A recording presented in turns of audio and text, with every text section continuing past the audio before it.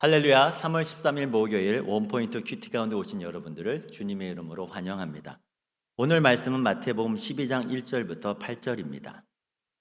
그때 예수께서 안식일에 밀밭 사이로 가실새 제자들이 시장하여 이삭을 잘라 먹으니 바리새인들이 보고 예수께 말하되 보시오, 당신의 제자들이 안식일에 하지 못할 일을 하나이다. 예수께서 이르시되 다윗이 자기와 그 함께한 자들이 시장할 때 한 일을 읽지 못하였느냐. 그가 하나님의 전에 들어가서 제사장 외에는 자기나 그 함께한 자들이 먹어서는 안 되는 진설병을 먹지 아니하였느냐. 또 안식일에 제사장들이 성전 안에서 안식을 범하여도 죄가 없음을 너희가 율법에서 읽지 못하였느냐. 내가 너에게 이르노니 성전보다 더 큰 이가 여기 있느니라. 나는 자비를 원하고 제사를 원하지 아니하노라 하신 뜻을 너희가 알았더라면 무죄한 자를 정죄하지 아니하였으리라. 인자는 안식일의 주인이니라 하시니라. 아멘. 이제 담임 목사님께서 안식일의 진짜 의미라는 제목으로 큐티 인도해 주시겠습니다. 할렐루야.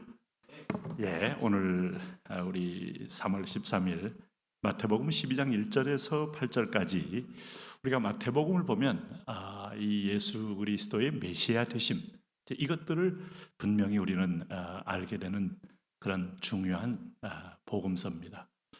마태복음을 통해서 예수님의 신성, 그 다음에 하나님이 직접 보내신 죄 없는 하나님의 아들, 이런 부분에서 예수 그리스도의 선포는 매우 의미 있는 그런 영적 선포의 의미를 갖고 있어요.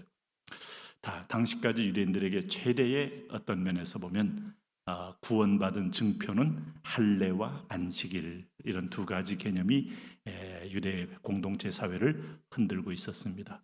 다시 말하면 절대적인 것이죠. 절대적인 것이 상대적인 것이 될 때는 그보다 더 강력한 본질적 절대성이 있어야만 가능합니다. 오늘 주님께서 여기 매우 중요한 말을 하십니다. 특별히 6절에 여기 보시면은 내가 너희에게 이르노니 성전보다 더 큰 이가 여기 있느니라. 자, 이렇게 말씀하고 있습니다. 내가 너희에게 이르노니 성전보다 더 큰 이가 여기 있다. 성전이라는 것은 당시의 절대 개념이에요. 성전 안에서 행한 모든 일은 하나님이 불꽃 같은 눈으로 살피시면서 번제단과 물두멍과 그리고 성소와 지성소에 들어가는 모든 여정은 하나님이 직접 말씀해 주신 대로 그들은 지었고 그들은 규례를 따라 행했습니다. 어떤 것도 인간의 관습과 인간의 의지를 따라 한 것은 아무것도 없어요.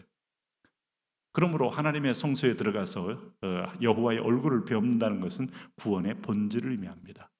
하나님과 밥 먹겠던 인간이 여호와의 얼굴을 보고 회복되었다 하는 걸 의미해요.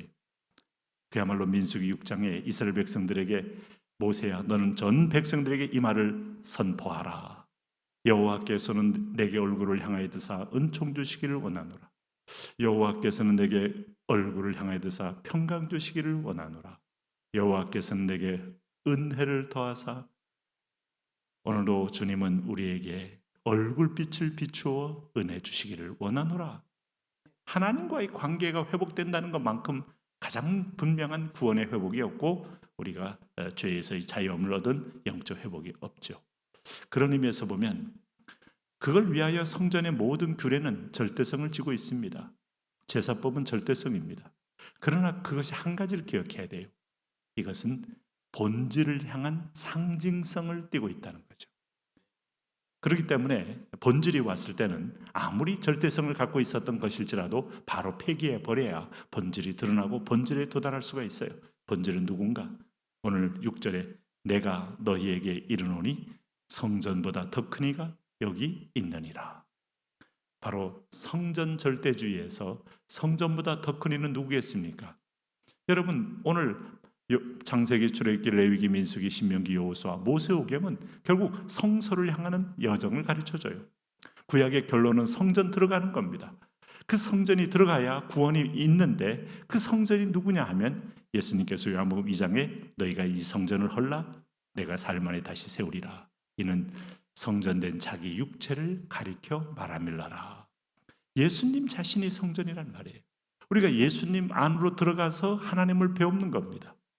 이 놀라운 비밀을 주님은 성전보다 크신 분은 본질이 왔기 때문에 그야말로 태양이 뜨면 촛불은 끌 수밖에 없는 것처럼 오늘 비본질은 그의 절대성 앞에 상대화되는 거죠. 율법이 그런 겁니다. 율법으로서는 구원을 받을 의로운 육체가 없어요. 그러나 그 율법을 이루시는 분이 누군가 하면 그리스도입니다. 근데 그리스도를 우리가 어떻게 그리스도를 믿고 구원받을 수 있을까요? 그분을 구주로 모시는 순간에 율법의 완성자가 되는 거예요. 놀랍지 않습니까? 그런 의미에서 안식일은 예수님이 직접 그들에게 가르쳐주고 싶은 중요한 교훈입니다. 오늘 예수님이 1절 보세요. 그때 예수께서 안식일에 밀밭 사이로 가실새 제자들이 시장하여 이삭을 잘라 먹으니, 보통 밀밭은 빙 둘러가게 돼 있어요. 왜냐하면 이거 잘못 들어가면 밀을 다치게 할 수 있고 밀을 훑어먹으면 일이 되기 때문에 안식일에는 어떤 것도 어떤 추수도 어떤 일도 하지 말아야 하기 때문에 돌아가야 하는데, 제자들이 시장에서 쭉 걷어가지고 하나하나 이렇게 먹으면서 갔다 이 말이죠. 바리새인들은 이 지점을 딱 포착하고 예수님의 제자들과 예수님의 행태를 이제 공격하기 위한 빌미로 삼았습니다. 보시오, 당신의 제자들이 안식일에 하지 못할 일을 하나이다. 뭐에 근거해서요? 율법에 근거해서. 뭐에 근거해서요? 출애굽기에 근거해서. 그랬더니 예수님이 뭐라고 하십니까? 다윗이 자기와 그와 함께한 자들이 시장할 때 한 일을 잊지 못하였느냐? 다윗이 언제 그랬을까요? 다윗도 이미 그가 성소에 있는 진설병을 배고플 때 먹었다. 그가 손대지 말아야 할 걸 먹었기 때문에 그는 벌받았느냐? 그렇지 않다. 그가 하나님의 전에 들어가서 제사장 외에는 자기나 그와 함께한 자들이 먹어서는 안 되는 진설병을 먹지 아니하였느냐? 이렇게 말함으로써 이미 하나님께서 일부분 이 본문을, 이것들을 율법의 절대성이, 상대성이 있음을 보여준 겁니다. 율법의 본질은 하나입니다. 예수 그리스도. 율법은 마지막 구원의 완성을 위하여 가기 위한 이정표일 뿐이에요. 율법으로 구원 얻을 육체가 없다는 것은 바로 이런 겁니다. 이 세상에 율법으로 구원한다면 그건 이단이고 모든 세상 종교고 인간이 만든 종교입니다. 하늘에서 내려온 건 은혜밖에 없어요. 그래서 또 안식일에 제사장들이 성전 안에서 안식을 범하여도 죄가 없음을 너희가 율법에서 읽지 못했느냐? 왜요? 성전보다 더 큰 이가 여기 있기 때문이다. 오늘 예수 하나 믿는 것으로 팔자 고치는 겁니다. 운명 바꾸는 겁니다. 저주에서 생명으로 옮기는 겁니다. 인생 대박은 이런 대박이 없어요. 당신이 그리스도를 구주로 모셨다는 사실은 당신의 모든 의와 노력을 한꺼번에 하나님의 은혜로 채워 영원한 나라로 이르게 만드는 엄청난 사건이고 선물이죠. 네? 기억하십니까? 그래서 안식일의 주인은 그리스도, 안식일은 본질적으로 주님과 함께 평강을 누리는 거예요. 주의 통치 안에 들어가는 겁니다. 그러므로 안식일에 주님이 행하신 일은 옳은 겁니다. 오늘 밀밭 사이는 율법이지만 안식일의 주인이 와서 안식일은 사람을 위하여, 그리고 하나님을 위하여, 그런 하나님을 향한 문이 열린 그 안식일, 은혜와 복음만이 줄 수 있는 새로운 율법인 거예요. 오늘 세례 요한이 갈 수 없는 길을 예수님은 가고 있는 겁니다. 그게 바로 복음이라는 거예요. 그리스도 안에 있어서 사도 바울은 이걸 알고 있기 때문에 서신서에 들어갈 때마다 엔토 크리스토스, 그리스도 안에서, 그리스도 안에서, 그리스도 안에서. 오늘도 당신은 그리스도 안에서 절대 정죄받지 않습니다. 오늘도 당신은 그리스도 안에서 절대 무기력하지 않습니다. 오늘도 당신은 그리스도 안에서 모든 면에 자유함을 얻을 수 있습니다. 하나님, 성전보다 크신 주님, 오늘 율법보다 크신 주님, 내가 주님을 구주로 믿습니다. 그 은혜의 종이 되며 은혜의 자녀가 되며 은혜의 기업을 일자 되게 하여 주옵소서. 예수님 이름으로 기도합니다. 아멘.